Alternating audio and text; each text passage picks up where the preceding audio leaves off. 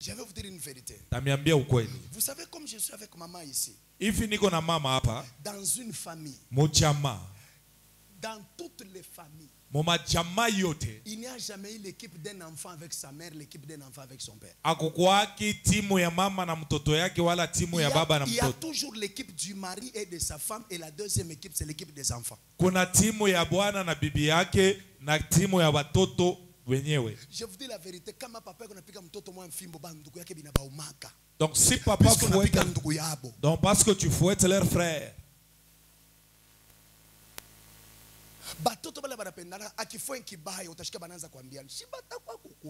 Donc on viendra te fouetter. Ils ne viendront pas accuser. Quand tu vois cela, sache que tes enfants banapendanaka. Wakati unaona ile, sache que tes enfants s'aiment. Puisque leur amour ne peut pas accepter la douleur de leur frère. Mapendo yabo haiwezi kuitika uchungu ya ndugu yabo. Kama una mtoto moya, yeye kama anachongana, je viendrai dire à papa. Takuya kumwambia baba. Je viendrai dire. Papa n'est pas votre frère. Baba ina ndugu yako. Papa a ses frères. Baba yako na banduku yake. Maman a ses frères et ses sœurs. Mama na yana banduku yake. Kama batutako beko vile weka mkichwa yako. Donc si tes enfants sont comme ça, sache que les jours où tu ne seras pas là, ils vont se diviser et ils ne vont pas se visiter. Celui qui ira en Zambie restera zambien et ne se souviendra pas que j'ai des frères au Congo. La douleur de ses frères. La Bible dit il y avait le salut au ciel. Ça veut dire qu'il n'était pas leur frère. Son esprit était un esprit différent des esprits de la famille. Est-ce que ça va? Maman. 11e verset. Ils l'ont vaincu à cause du sang de l'agneau et à cause de la parole de leur témoignage. Et ils n'ont pas aimé leur vie jusqu'à craindre la mort. Merci maman, assieds-toi. Accordez-moi maintenant 15 minutes, j'ai fini le message. Vous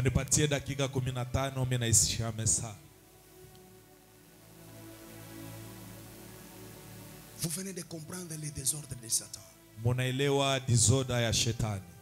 C'est à cause de ces grands désordres que je viens de vous expliquer ici. Actuellement, si vous lisez dans Jean chapitre 10, verset 10, la Bible lui donne un autre nom, voleur. Le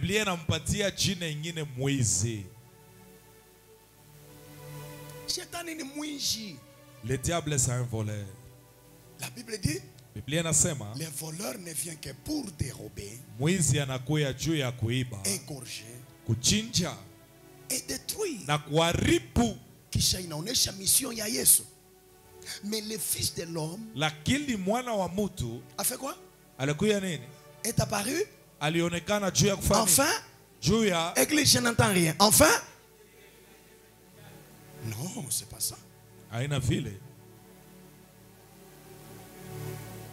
Frère, enfin que vous ne lisez pas la Bible. Soulevez un peu vos Bibles. Montre-moi ta Bible. Montrez-moi vos Bibles. Montre la Bible. C'est quoi? Où est la Bible? Je vous dis la vérité. On a besoin de Dieu de miracles, on n'a pas besoin de miracles. Puisque si tu obtiens des miracles aujourd'hui, mais tu n'as pas les dieux des miracles, ce même problème reviendra demain. Kama unapata miujiza leo hauna na ule Mungu mfanya miujiza, mambo ile itarudia tena kesho. Donc si tu as ce Dieu ici, c'est fini. Raison pour laquelle nous avons les églises de fanatiques. Donc là il y aura les feux qui vont se... Nous avons besoin que Dieu reste dans ta vie. Arrêtons cette vie-là. Que Dieu nous pardonne. Au lieu de créer de véritables chrétiens, mais nous créons des fanatiques de paroles. Alors terminons le message. C'est à cause de ces désordres-là sataniques et démoniaques que Satan avait l'habitude, et il continue à avoir cette habitude de tourmenter la vie des humains sur la terre en général. Na shetani alikuwa na ile tabia na iko na ile tabia ya kuangaisha maisha ya watu kwa dunia. Qui a fait à ce que Jésus puisse descendre sur la terre. Ilifanya Yesu ashuke pa dunia. Pourquoi Jésus est descendu? Yesu puisque Satan a été précipité sur la terre. Et la Bible dit malheur à la terre. Pourquoi malheur à la terre? Puisque l'acteur du malheur est descendu sur la terre. Quand il a commencé à troubler la vie des humains sur la terre, la Bible dit Dieu pose la question au ciel. Qui enverrai-je?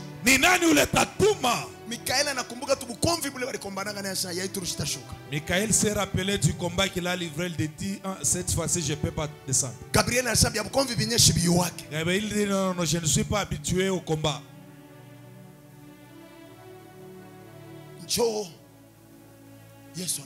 C'est alors que Jésus s'est levé.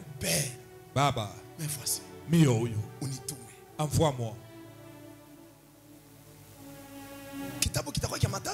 Donc ça sera terrible le livre. Il est venu faire quoi sur la terre? Écoutez. En général, c'est pour le salut de l'homme. Dans le mot salut, le salut implique la délivrance totale de l'homme. Voilà pourquoi 1 Jean chapitre 3 verset 8 nous dit, la Bible dit, celui qui pêche est du diable. Mais le Fils de l'homme est apparu afin de détruire les œuvres du diable. En d'autres termes, enlever le désordre de Satan et installer l'ordre de Dieu dans la vie. C'est-à-dire rétablir l'homme dans ses droits. Voilà pourquoi il est écrit, cet enfant est destiné à apporter la chute et le relèvement de plusieurs. Et il provoquera la contradiction. La contradiction de quoi? De ce que le diable a installé dans la vie des hommes comme désordre. Ne t'habitue pas à des choses dont Dieu ne t'a pas appelé à vivre. 7 éléments importants qui font la force du but de désordre de Satan. Premier objectif de désordre de Satan dans la vie de l'homme, c'est pousser à l'homme de vivre dans les péchés. Puisque celui qui vit dans les péchés, Dieu détourne son visage de lui. Et il n'écoute pas ses prières. Deuxième but, déstabiliser l'homme dans tout ce que Dieu lui avait donné comme valeur, comme poids sur la terre. Si vous lisez le livre de Job à partir du premier chapitre, la Bible dit Job était un homme. Il craignait Dieu. C'était un homme droit. Amen. Amen. Il était considéré dans le contrée d'Orient. Il avait beaucoup de richesses. Il avait 10 enfants, dont 7 garçons et 3 filles. Il était fidèle à sa femme. Mais la Bible dit un jour, en une journée, la Bible dit c'est le diable. Dans leur, je vous avais dit suite dans les messages, non? Revenons maintenant. Dieu lui a posé la question. As-tu vu mon serviteur Job? Oui. Il dit à Dieu, Job continue à être fidèle à toi. Puisque ta main est encore au-dessus de lui. Essaye seulement d'enlever ta main sur lui, tu te rendras compte qu'il te régnera. Pour cette période, Dieu a besoin de chrétiens intègres. Comme Paul qui a dit, qu'est-ce qui nous séparera de l'amour de Dieu? Dieu a enlevé sa main sur Job, il a laissé Job et Satan comme ça. Lisez la Bible. Ce n'était pas 2 jours. En une journée, Job a perdu toutes ses richesses. Il a perdu tous ses enfants. Il a même perdu l'amour de sa femme. Quand vous lisez le premier chapitre, là à la fin la Bible dit, dans tout ce qui est arrivé, Job ne pécha point contre Dieu. Mais quand vous allez au 3e chapitre, donc ça a dépassé les bornes. Le diable a semé un désordre insupportable. Frère, il a amplifié désordre par maisha. Tu blagues avec la prière parce que le désordre n'est pas encore amplifié sur ta vie. Il y a les gens qui souffrent, ils manquent de quoi mettre sous la dent par jour. Il y a ceux-là qui souffrent, ils n'ont ni père ni mère ni la famille. Tu connais le nom de tes parents, toi. J'ai reçu une soeur ici. Nilipokea dada moja hapa. Il dit il ne connaît même pas son, elle ne connaît même pas son père. Elle n'a jamais vu sa mère. Elle a grandi seulement dans les mains de sa grand-mère. Et c'est quel genre de grand-mère? Une grand-mère. Elle connaît seulement sa grand-mère, mais le grand-père il ne connaît pas. Et c'est cette grand-mère. Elle était dans les mains d'un mari qui n'était pas son grand-père. Au fur et à mesure qu'on faisait grandir la fille, elle était devenue une grande fille. Maintenant le grand-père, le mari de sa grand-mère voulait comme parce qu'elle n'était pas la petite fille propre, elle était la petite fille de sa femme. La jeune fille est sortie chez sa grand-mère. Elle commençait maintenant à se donner aux hommes. Frère, ce qui est arrivé à cette fille, elle n'a pas choisi ça. Et elle n'a pas aimé qu'elle soit comme ça.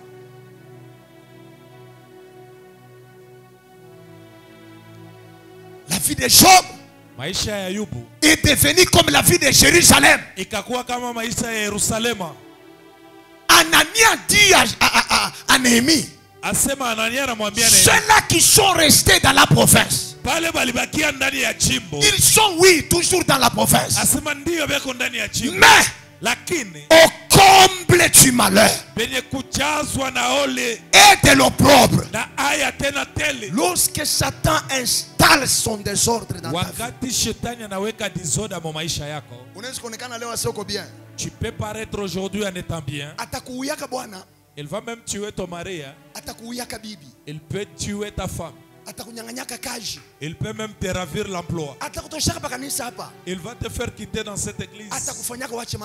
Il te fera que tu puisses abandonner les choses de Dieu. Pasteur me dit, Pasteur moi ananiambia, prophète Serge, Nabi Serge, ne supporte jamais les étincelles.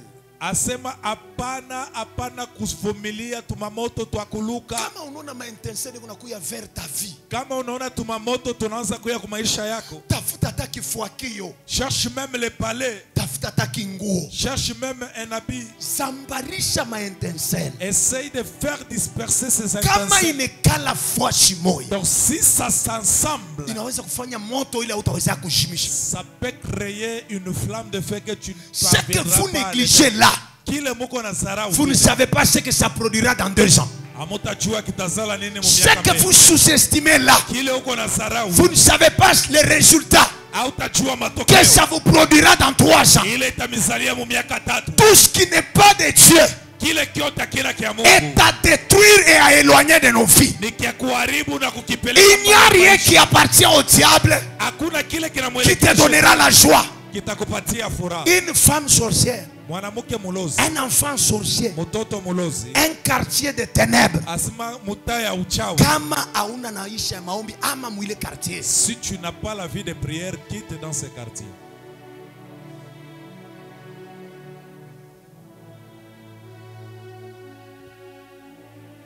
Ce que tu supportes aujourd'hui te détruira demain. Troisième élément, détourner son attention de son créateur. Le diable sème les désordres.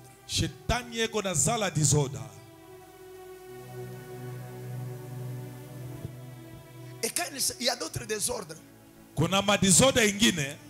ce sont des désordres seulement qu'un chrétien peut appeler désordre, mais pour les autres ce n'est pas un désordre. Par exemple, on t'appelle pour te donner l'argent à l'heure du culte.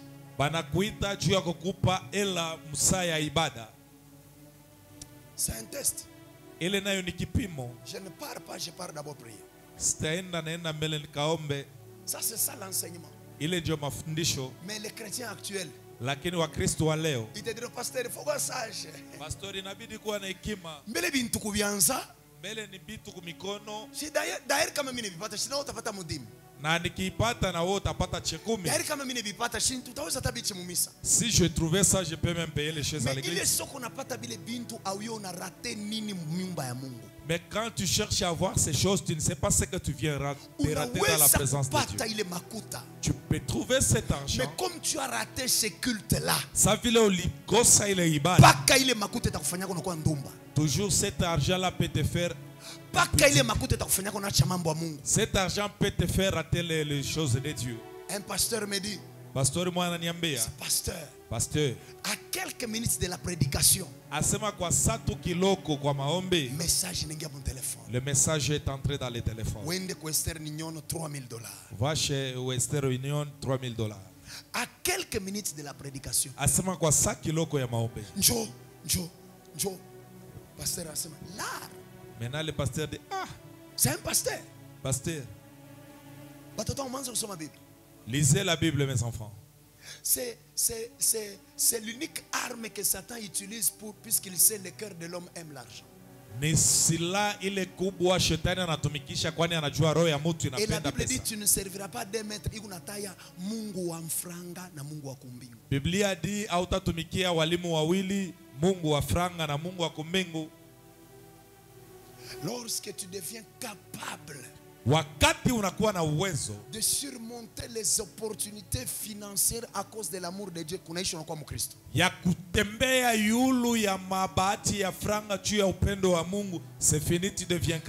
quand on a les dieux qui donnent l'argent, même si l'argent partait, les dieux qui donnent l'argent retournera.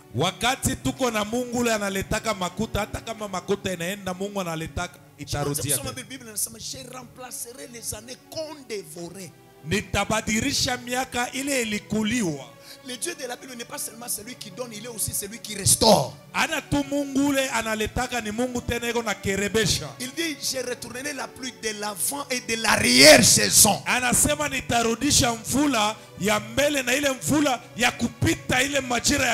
que tu crois perdre aujourd'hui à cause des cultes, Dieu est capable de te les retourner.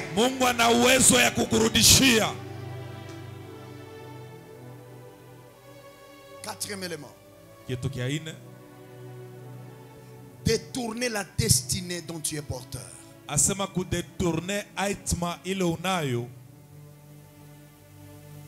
Le désordre de Satan est de détourner la destinée. Suivez cet exemple. Moïse fouille. Il fouille. Il va. Il fuit l'Égypte. Il est ça. Où le bwana anakufa anakimbia puisqu'aliwaka muntu. Quand il a fait tuer quelqu'un en Égypte, il a pris la résolution de fuir. Anakimbia nenda wapi? Il fuit où? Hein? Anaenda kwa Madian. Il est allé au Madian. Mais quand il est allé là où il est parti, vous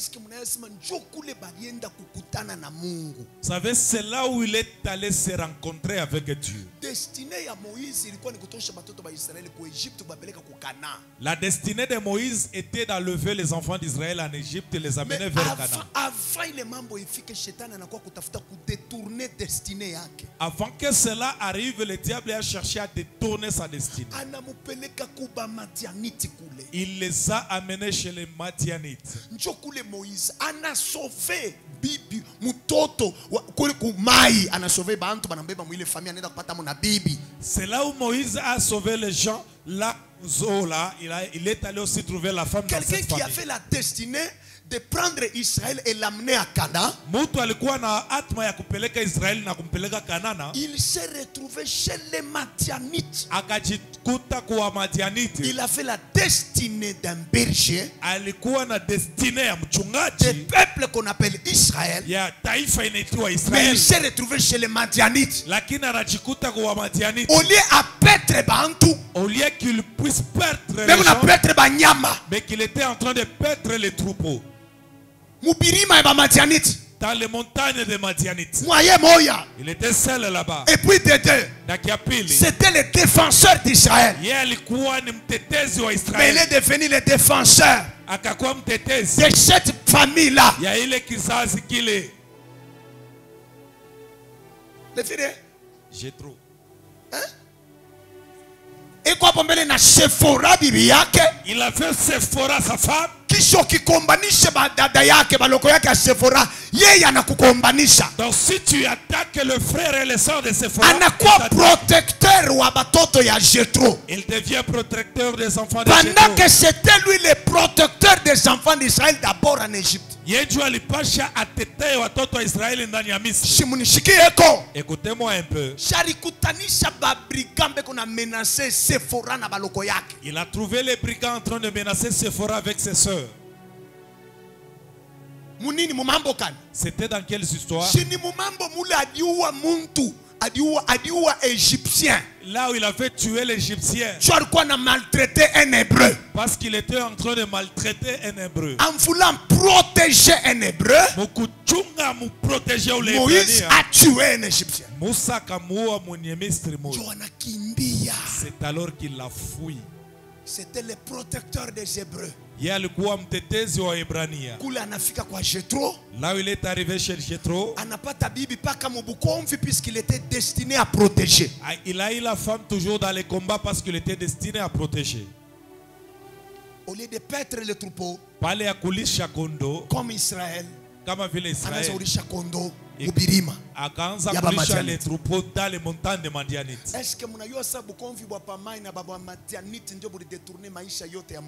Savez, c'était le combat des eaux et le combat des Madianites qui ont tout détourné la vie de Moïse. Est-ce que vous savez que même quand Moïse a réussi de faire sortir les enfants d'Israël, les Madianites se sont opposés de Moïse. Mnajua wakati Musa alitosha watoto wa Israel Mumisri, wa Madianites walimupinga Musa. Na muyue mu maisha na kuna kitu kibaya kama rafiki anakuwa ennemi. Et sachez ceci dans la vie, la pire des choses c'est lorsque l'ami est devenu ennemi. Vous vous imaginez Moïse? Imaginez-vous Musa. Et qu'on a batoto. Il avait les enfants. Na bibi. Et la femme. Mais kumbele yake. Mais devant lui. Nkambo. Le grand-père. Kambo wa batoto yake. Le grand-père de ses enfants. Baba yake ya bibi yake. Donc le père de sa femme. Muko yake. Donc son beau-père. Anashima mubalabala shima utapita. Il se tient, il dit tu ne passeras pas ici. Lorsque le diable veut attirer le désordre, il peut utiliser n'importe qui. Wakati shetani anapenda kukuletea disorder ataitumikisha mtu wowote. Ce n'est pas parce que nous sommes de la même famille que tu ne peux pas combattre ma vie. Haina juu tuko familia moja hauwezi kukombanisha maisha yako. La Bible dit l'homme a pour ennemi les gens de sa propre maison. Biblia inasema mtu anaadui watu wa nyumba yake mwenyewe. Quand le diable veut créer le désordre, wakati shetani anataka kuumba il disorder, peut susciter le père contre le fils. Anaweza kalamushe baba anampinga na mtoto. Le fils contre la mère. Mtoto anampinga mama. C'est ça l'attitude de Satan. Ile ndio hali ya shetani. Alléluia. Amen. Mais quand Dieu a eu pitié de Moïse, wakati Mungu alimsikilia Musa huruma, il a visité dans un buisson. Akamtembelea mkijiji cha moto. Amen. Amina. Par le feu. Kupitia moto. Pour brûler l'esprit de Moïse. Juu ya kuchoma mira ya Musa. Déconnecter l'esprit de Moïse des effets maléfiques des Madianites. Kumchomola mu hali ya mbaya ya kishetani ya Madianites. Et les restaurer dans les buts pour lesquels Dieu l'a introduit dans le temps. Na kumukerebesha mulengo yenye Mungu alimuletea mu wakati. Moïse est retourné pour libérer Israël. Musa akarudi kufungula kukomboa Israeli. Amen. Amen. Et pendant que je parle, wakati niko nasema, je sens quelque chose qui arrive. Nasikia kitu kimoja kinafika. Je lève ma main et je déclare. Na nyangula mkono yangu. Quiconque est dans cette salle, ule wote eko ndani dont sa destinée a été détournée, ule destinée yake ilikuwa détournée, tu vas les retrouver au nom de Jésus-Christ. Utaipata mjina la Yesu. Et les œuvres des ténèbres seront renversées, na kazi ya giza seront détournées, seront détruites, et tu atteindras. Na utafikia. Kama Mungu alisemaka wewe, si Dieu a dit à toi, tu seras la personne la plus valeureuse dans ta famille. Je lève ma main et je prie pour toi. Sous l'onction du Saint-Esprit, tu deviendras cette personne que Dieu a introduite dans la vie. Amen. Ton amen me dérange. Si Dieu avait prévu que tu sois député, dans les élections prochaines, je te détruis. Je t'introduis. On t'a mis au monde. Je lève ma main.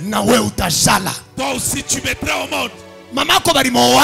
Ta maman était épousée. Toi aussi tu seras épousé. Désordre ya kukuletea ba garçon mu maisha yako. Leo ni Freddy, kesho ni François, kesho ni Nkulu, kesho ni huyu. Huyu anapatia ka 2000 francs, huyu anapatia ka $200, huyu anapatia ka $300. Jo unashike. Tu n'as pas besoin de ça. Tu as besoin de la stabilité. Tu as besoin d'une vie positionnée. Tu as besoin d'une vie restaurée. Et je te prophétise, c'est pour aujourd'hui que les choses vont commencer. Ne t'inquiète pas ma fille. Ne t'inquiète pas mon fils. Où les garçons arienda pa maisha yako, il n'était pas le mari de ta vie. Aujourd'hui, quelque chose arrivera. La semaine qui commence ici, si pas que les garçons qu'on a négligé ou les mumashiku matapata kazi, atakuya kwenu, atakufaire honorer. Reçois cette grâce. Bale beko na kucheko bache bacheke.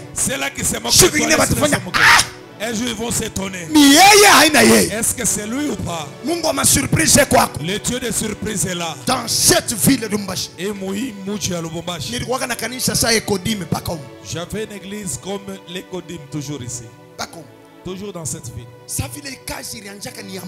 Comme l'œuvre qui a commencé, c'est l'œuvre de Dieu. Je me rappelle un jour. On était à l'église de Likasi avec Maman Gina. Elle me disait, dit,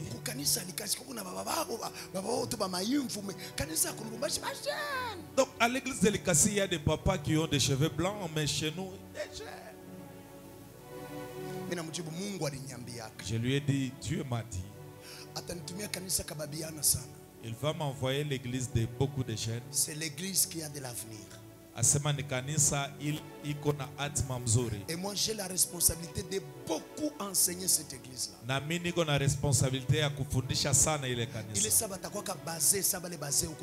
Quand ils seront vieux comme les vieux que tu vois.